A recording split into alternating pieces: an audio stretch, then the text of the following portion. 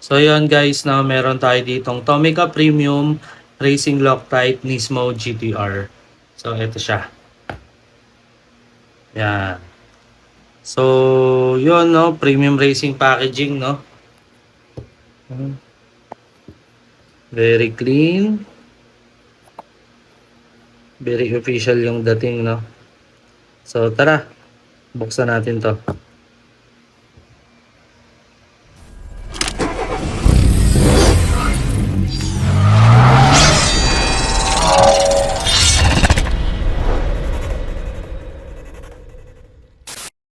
Boom! Ito na siya guys. Grabe. Sobrang ganda ng pagka white and red nito. Grabe, sobrang linis ng paint details, no? Pati yung mga decals.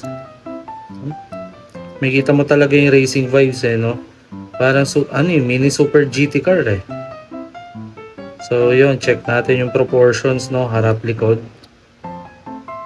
Boom! Ang ganda. Tapos may mismo na details pa, no? Yung wheels. Yan, yung wheels. Yan. Racing style talaga, no? Kahit hindi super smooth yung ikot. Okay lang kasi pang display naman siya. And also, akala ko, ano siya, rubber tires. So, hindi siya rubber tires. So, another project na naman to for our, for our wheel swap.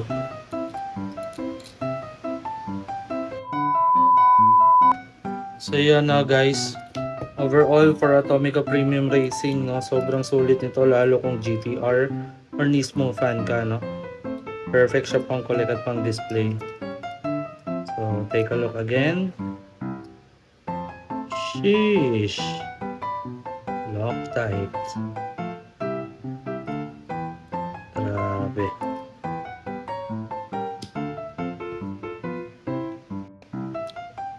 So yun no guys, damay na rin natin to, no, kararating lang din ito.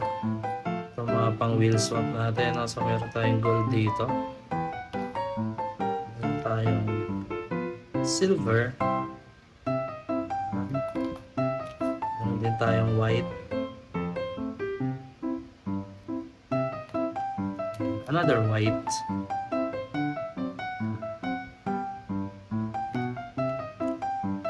And another gold. Abangan nyo kung kanino natin nilalagay ito, no? Isa dyan sa mga dyan. Yan. Lalo tong Tomica. Ito, Hot Wheels. So yun, no? That's it for our quick unboxing and review, no? So, like, follow, and see you sa ating next vlog. Peace!